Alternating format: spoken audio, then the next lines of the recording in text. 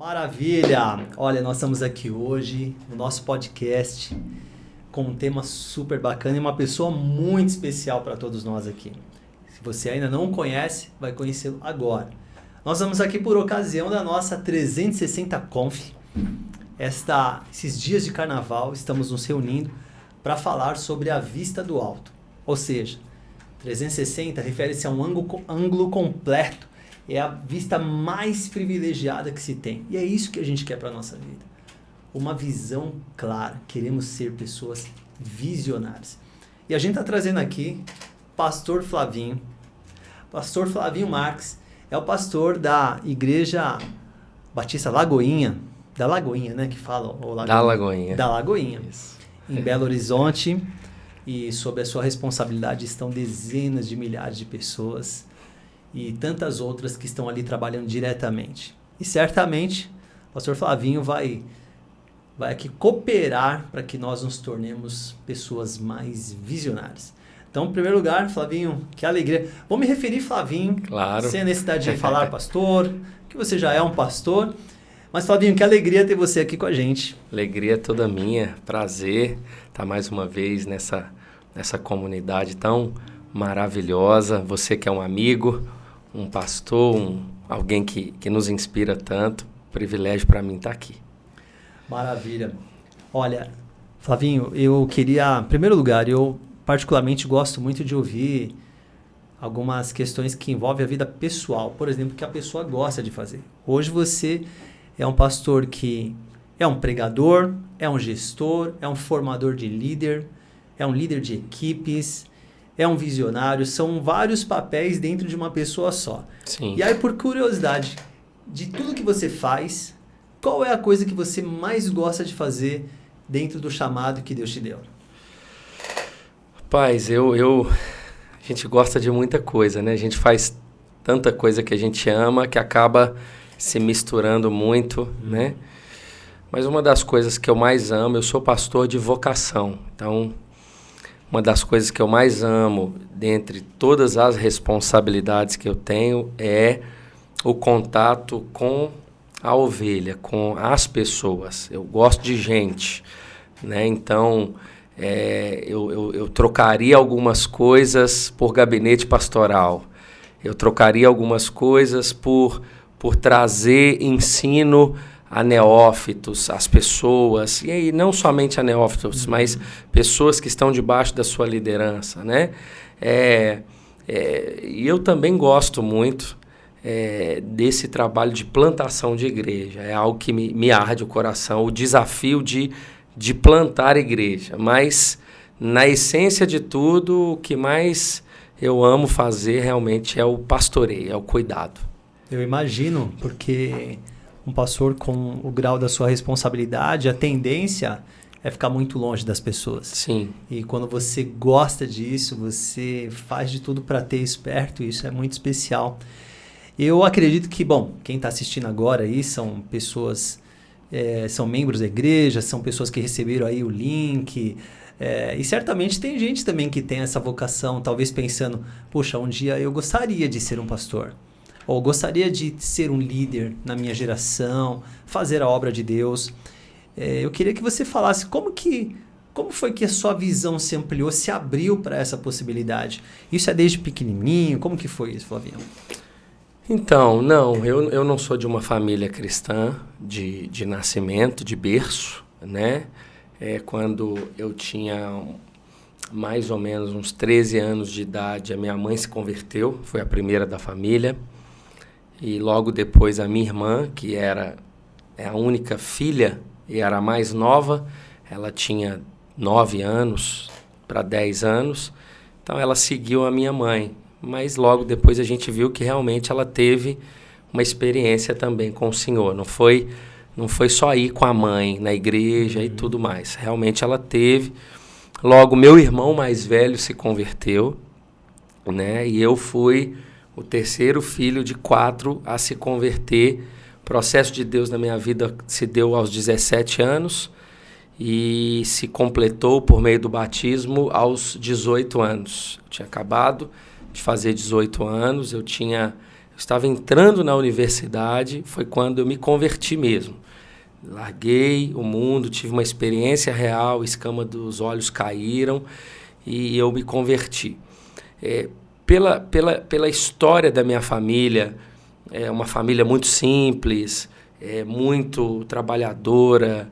Desde os 12 anos eu trabalho com meu pai, nessa época trabalhando para pagar, começando a usar do recurso para pagar a faculdade, porque meus pais não tinham condição, né? Uhum. Então, eu entrei no meio cristão para viver essa realidade já com uma experiência de fora, né? Dali eu nunca mais saí. Ainda que, pelo fato de começar cedo, eu vivi o mundo muito intensamente até os 18 anos, né? E por que eu estou trazendo todo esse contexto? Porque quando eu entro na universidade, já cristão, eu sempre tive um olhar muito intenso, muito... eu sempre olhei muito a esfera da sociedade. Eu sempre gostei desse lugar de ser cristão e estar em lugares onde não tem cristão. Uhum. Né? Então, na universidade, para mim, não foi um diploma, foi um pesqueiro, foi um lugar que eu gostava de estar mais do que daquilo que poderia me dar um recurso ou uma profissão. Né?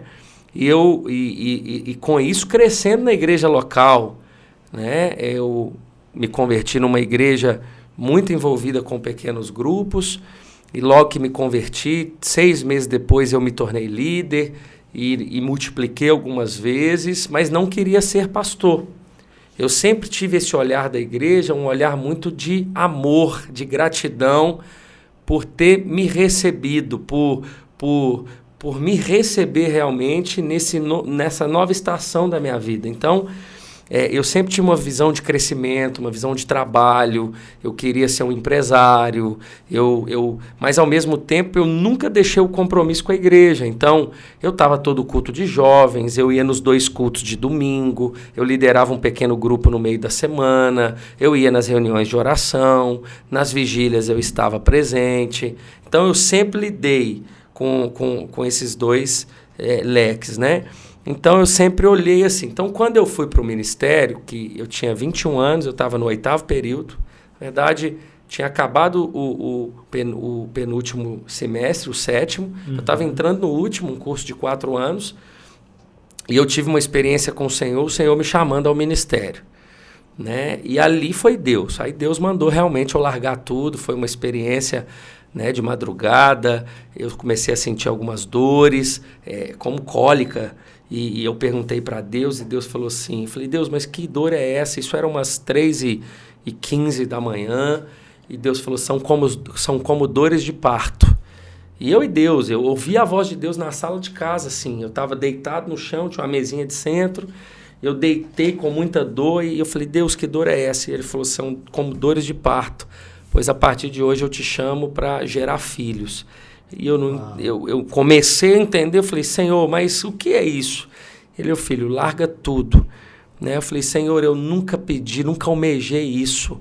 Eu não sei nem como falar com a minha liderança essa experiência que eu estou tendo. E ele disse para mim, deixa que com a sua liderança eu falo. Olha, eu falei, mas o que o senhor quer que eu faça? Tudo numa conversa de madrugada com Deus. Ele falou assim, amanhã não sai para trabalhar às 5 da manhã, que eu saía. E ele falou assim, no primeiro horário, espere seu pastor, no gabinete. E isso no outro dia, 8 horas da manhã, eu estava na igreja, o pastor chegou por volta de quase 9, eu esperei, e de fato, quando ele sentou, eu sentei, e ele disse, ele falou, filho, aconteceu alguma coisa? Eu falei, pastor, eu não sei nem por onde eu começo. Ele falou, não, eu sei, Deus falou muito comigo, e realmente você precisa viver essa realidade ministerial integralmente falando. Foi quando eu larguei, eu terminei, ele me permitiu terminar, eu estudava à noite, a faculdade, a graduação, e fui. Né? Então, eu sempre olhei para a igreja, para esse lugar assim, de o papel dela na sociedade. né? Eu já não queria mais o pecado, eu não queria mais o mundo, eu não queria. Então, essa visão, essa ótica em relação ao ministério, eu enxergava ela sempre focando na esfera, né? Na família, na faculdade, em tudo que eu poderia estar, de alguma forma, eu entendi o papel da igreja nesse lugar, assim.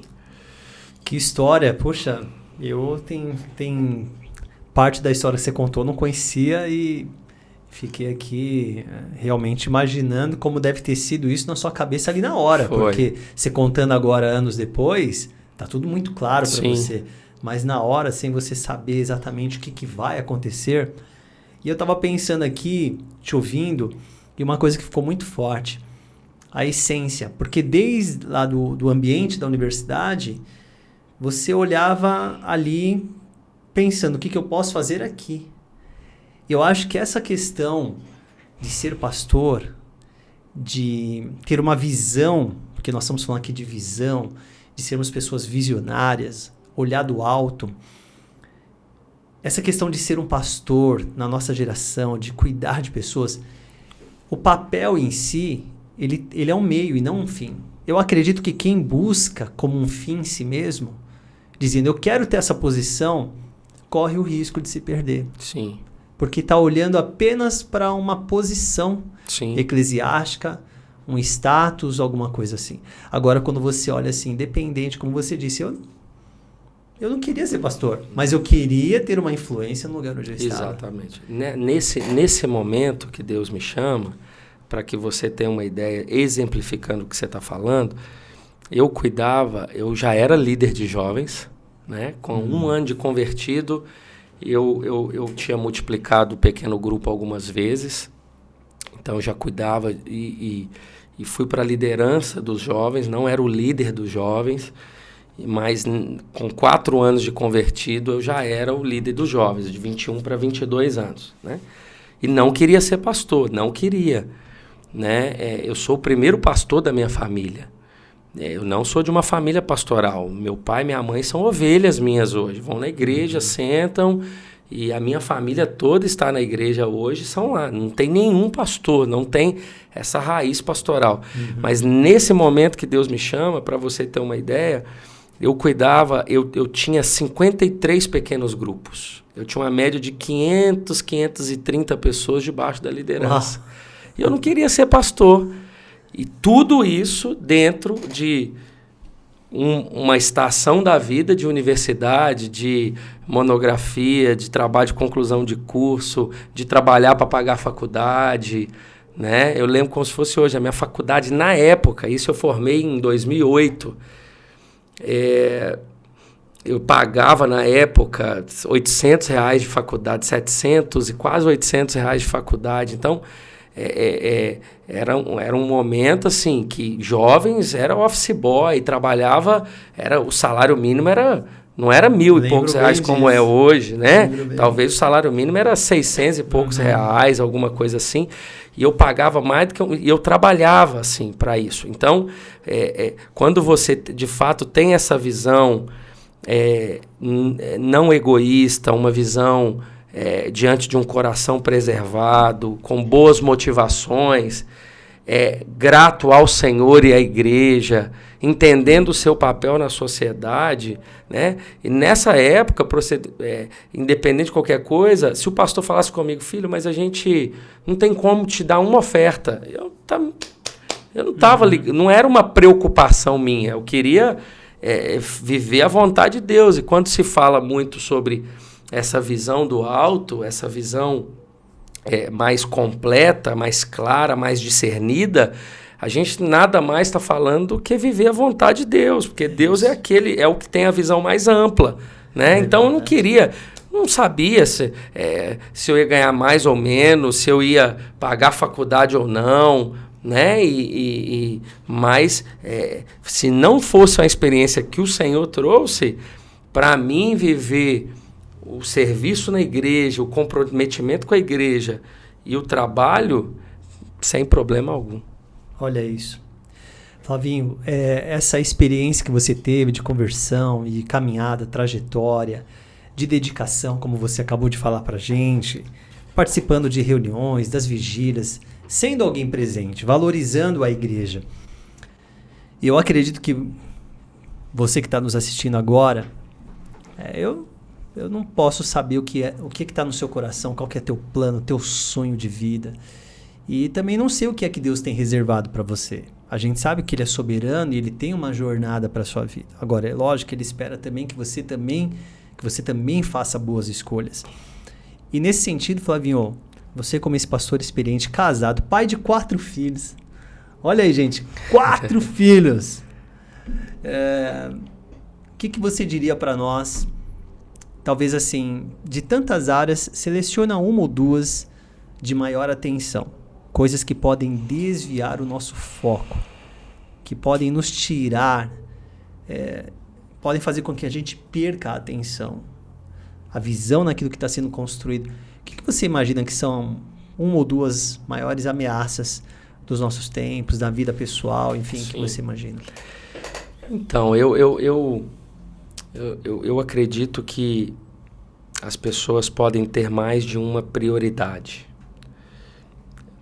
Algumas coisas na vida são prioridades. A vida com o Senhor, o relacionamento com o Senhor é uma prioridade, a família é uma prioridade, a igreja é uma prioridade, a sua saúde é uma prioridade, tudo é prioridade. Quando a gente entende o que é essencial, você consegue ter uma clareza maior do que ameaça o que é essencial, né?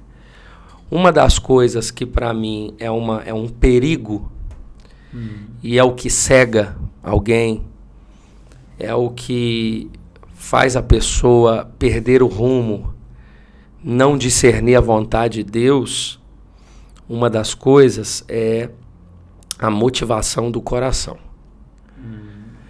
Eu acho que quando a Bíblia vai dizer que o coração do homem é enganoso, de tempo em tempo, ou todos os dias, ou sei que é apresentado ao nosso coração sempre muitos caminhos. Sim. E é muito fácil a gente seguir um caminho de uma motivação errada. Por que eu estou aqui hoje pregando ou vivendo essa realidade da conferência? Por que eu estou? Qual que é a minha motivação?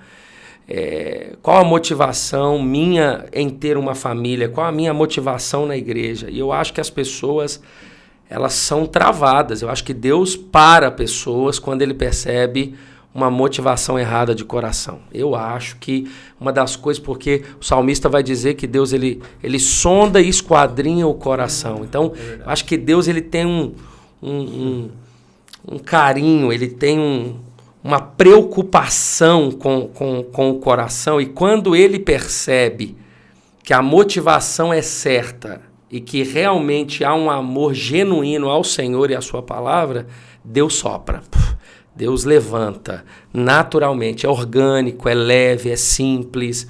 Eu acredito que um dos perigos que as pessoas correm, e eu acho que em muitas caem, é a motivação errada do coração, no trabalho, nas amizades, no casamento, na igreja, é título, é dinheiro, é posição. Eu acho que a motivação do coração é de fato um grande perigo. E a outra, que eu acho que é um perigo que afeta, é a indisciplina, a falta de organização, de tudo que diante de um discernimento do que Deus tem para você.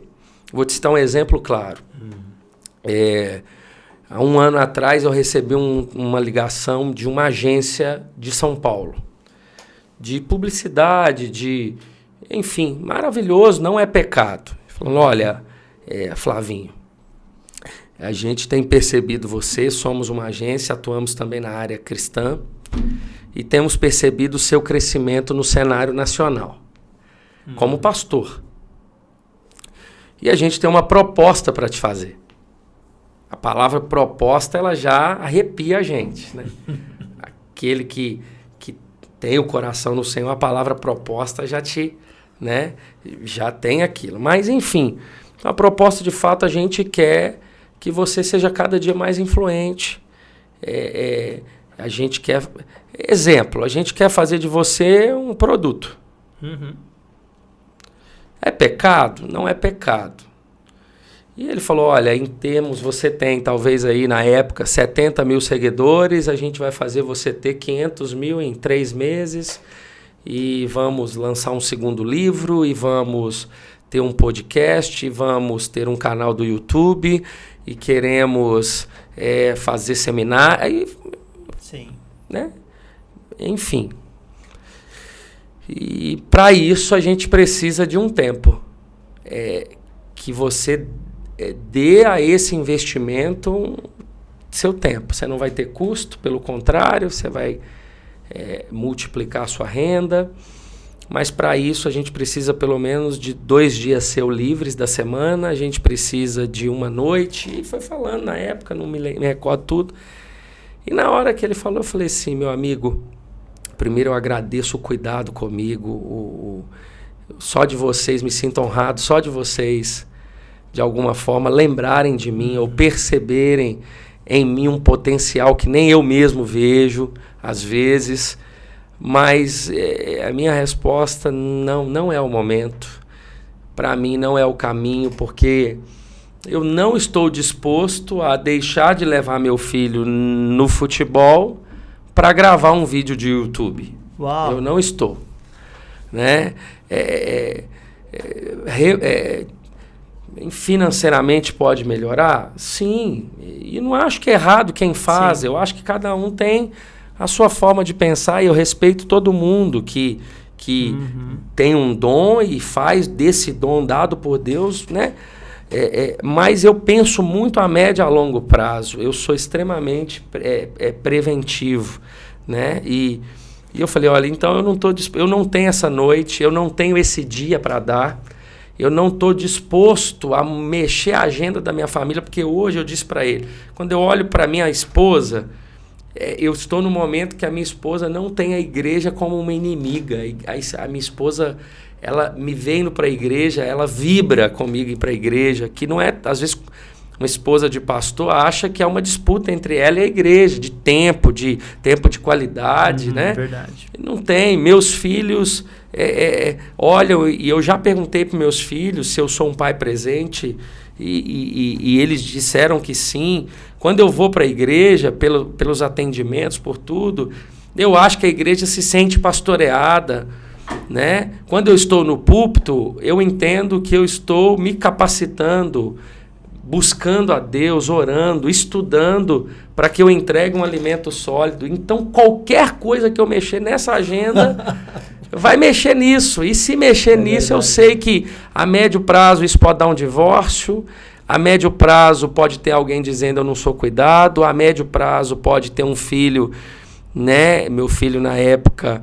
estava indo fazer 6 anos, agora ele vai fazer 7, já estava com 5 anos, e eu falei, é uma fase até 6, 7 anos fundamental de ensino para o meu filho. Eu falei, essa conta vai chegar.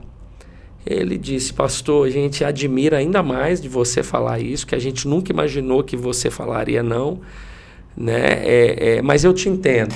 Para nós, a gente que tinha uma expectativa, mas eu agradeço, quem sabe um outro momento, ou coisas que eu não consiga, ou não precise entregar o tanto, né? Mas eu entendo vocês também, vocês são uma agência, vocês acreditam em pessoas e está tudo bem, mas não é a estação que eu consigo entender para mim hoje. A minha estação hoje é de trabalho, é igreja local, é amor à igreja local.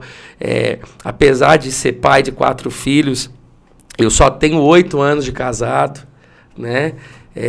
Não tenho tantos anos de casado. Casei, 1 ano depois tive filho, depois de 2 em 2 anos eu tive filhos. Então, cabia em mim um cuidado maior para essa estação da vida, né?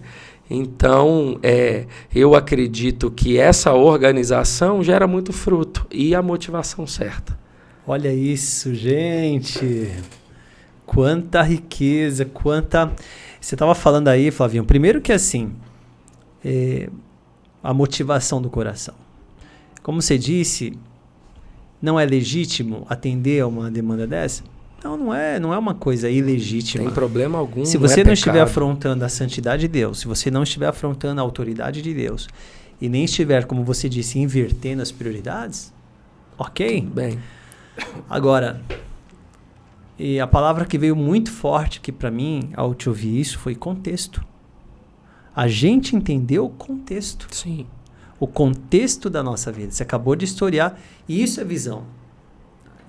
Talvez sem perceber, você falou assim, olha, eu tô casada, tava na época, né? 8 anos, e a gente teve filhos durante esse tempo. Quer dizer, você está entendendo as oportunidades e também aquilo que pode te tornar vulnerável. Claro. Você está olhando do alto. E é uma sensibilidade que eu acredito que quem está participando aqui com a gente tem que desenvolver, buscar isso em Deus. Você entender o seu contexto. É a mesma coisa a experiência que você teve com Deus, e talvez alguém olhar e falar, mas será que eu vou ter uma experiência assim também? E de repente na primeira dor que tiver, achar que foi isso também. Então, é o contexto. Talvez tem coisas que não é pecado eu dizer sim daqui a um ano, mas hoje é. Hoje é. Exatamente. Por causa do contexto. Então, gente, que pérola, que diamante que a gente está recebendo aqui. Pega isso aí, anota isso aí, repita isso. Pede para o Senhor te revelar mais isso. Entender o seu contexto. Qual é o contexto da sua casa, qual é o contexto da sua vida, e conseguir, com sabedoria que vem de Deus, sensibilidade, administrar isso, tendo uma motivação do coração correta. A hora que você falou de motivação, lembrei de Davi, que errou, falhou, errou gravemente e foi chamado homem segundo o coração de Deus. Exatamente. Por causa da motivação do coração dele. Ele queria agradar a Deus, Sim. Ele queria honrar o Senhor. Uau! Flavinho, caminhando aqui para o nosso... Eu tenho certeza que você está pegando muita coisa boa aí. E para a gente começar a aterrissar o nosso avião aqui,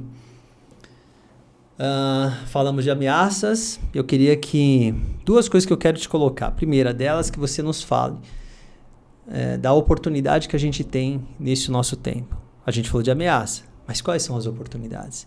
Quando a gente atende um chamado de Deus. Quando a gente tem essa visão aberta para viver para Deus. A gente não tem só dificuldade, a gente também tem oportunidade. O que isso traz também de benefício para a nossa vida? E aí depois a gente vai concluir aqui com uma mensagem final. Nesse tempo todo sendo discipulado pelo pastor Márcio Valadão, uma das coisas que ele mais nos ensina é viver o hoje, né? Todos os dias é uma grande oportunidade que Deus nos dá de vida, né? É como uma mesa colocada diante de nós. E você quer... o que você quer comer dessa mesa? O que você quer desfrutar dessa mesa, né? Mas tem coisas na mesa que não é a mesa de Jesus, que gera morte. Me recordo até daquele texto de Coríntios capítulo 10, onde eles estão indagando Paulo sobre a questão da ceia, e Paulo responde por meio da carta aos Coríntios, porque se da mesma forma a ceia do Senhor gera no coração algo, o texto vai dizer a mesa dos demônios de coisas sacrificadas também gera uma consequência. É o texto que fala, tudo é lícito, mas nem tudo convém a Deus, né? Então, o que eu quero dizer diante disso? Então, todos os dias é colocado muita coisa diante de nós.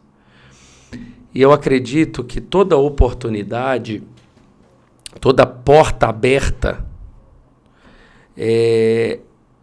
só é porta aberta ou só é uma oportunidade se for de Deus. Caso contrário, não é porta, é cilada, né? Então, para que a gente aproveite bem as oportunidades, eu acredito que é necessário ter uma sensibilidade muito grande no Espírito Santo, na vida com Deus. Eu acho que essa geração ela não enxerga tão claramente ou além por essa falta de sensibilidade no Senhor. Porque quando você está no Senhor, as pequenas coisas se tornam uma oportunidade. Né? Uma oportunidade. O exemplo, eu acordei hoje e logo tomei meu banho. Eu precisava fazer algumas coisas na igreja antes de vir para cá. E umas 7 horas da manhã eu saí do meu quarto, hoje. E a minha filha de 2 anos acordou e foi para a sala. E ela me fez um pedido. Na hora que ela me fez um pedido, me atinou uma oportunidade que eu tinha para ensinar só a ela longe dos irmãos. Eu poderia só pegar o que ela me pediu. Eu aproveitei aquela oportunidade para, além de pegar o que ela me solicitou, para ensinar ela a respeito de algo que um pai ensina para a filha. Então, é uma sensibilidade na primeira hora do dia que você discerniu a oportunidade de ensino diante da sua paternidade, diante dela, diante da minha filha.